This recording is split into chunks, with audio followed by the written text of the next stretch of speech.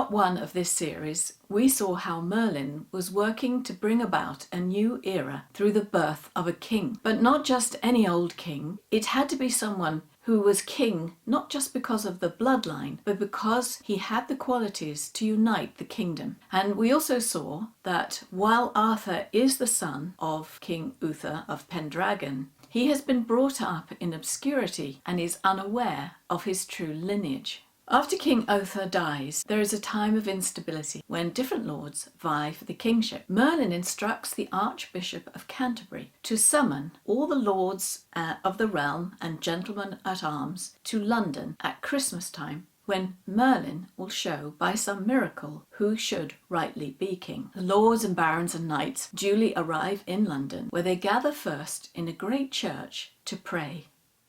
And of course among them are Sir Hector, who has been the guardian of Arthur all this time. Sir Hector brings with him his own newly knighted son Kay, and he also brings Arthur, now a young man who has become Kay's squire. After their prayers, the distinguished gathering emerge to find that in the churchyard, outside the eastern end of the church, a large stone has appeared, topped with an anvil and a sword stuck point down through anvil and stone. And inscribed around the sword, gold letters declare that whoso pulleth this sword out of this stone and anvil is rightfully born King of all England. Some of the knights attempt to pull out the sword, but without success. And while everyone waits to see what's going to happen, jousts and tournaments are organised to keep the company occupied. Kay, or Sir Kay, Sir Hector's son, is on his way to join these jousts when he realises he has left his sword behind in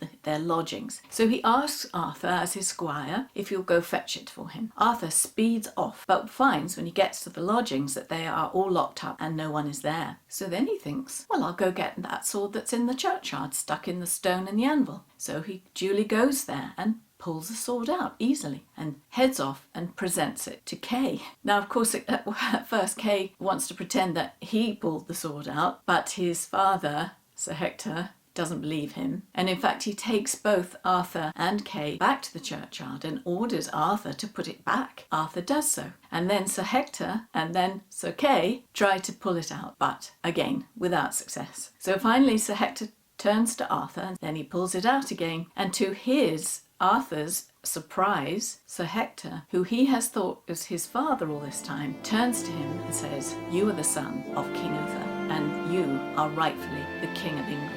The symbolism here is underlining the special quality of Arthur's kingship. Merlin works with the Archbishop of Canterbury to bring about Arthur's accession. The sword and the stone appears in the churchyard after Mass at the eastern end of the church, inside of which stands the high altar. Here are magic and Christianity woven together, the old feminine mysteries and the new masculine religion. Arthur is king, not just because of his bloodline, but because he is sanctioned by these powers. A spiritual lineage, as well as a bloodline, is invoked. He is king because he is representing the realm of sacred as well as temporal power. The sword comes out of the stone at Arthur's touch because it belongs to him. Merlin's magic, the stirrings of the subconscious mind, have brought about the circumstances that will allow for the birth of the king, the one who is able to draw the sword from the crystallized, rigid structure of metal and stone, the one who releases the truth from memory and tradition and turns it back into a living presence, the leader who exudes a sense of authentic power and who leads through inspiration, not just adherence to precedent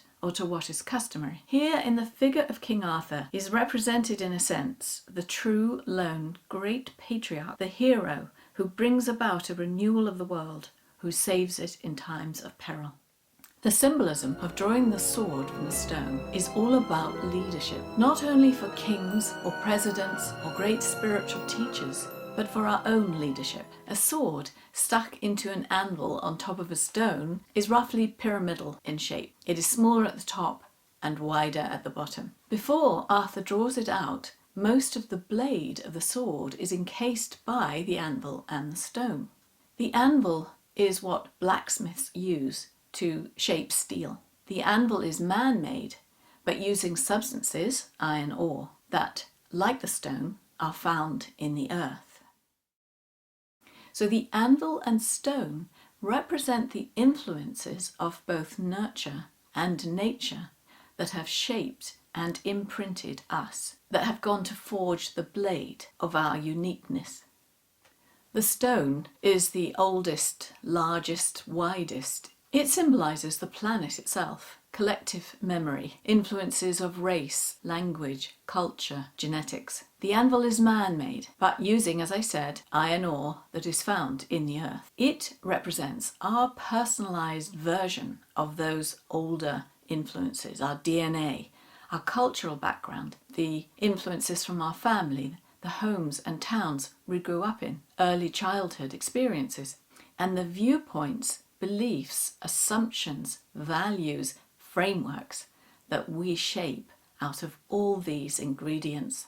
The act of drawing the sword symbolises the separating out of our sense of self from these influences. Our identity shifts. This shift ripples through our experience in a number of significant ways. For one thing, we get to realise that there is an important difference between being shaped by our genetics and upbringing and being defined by them.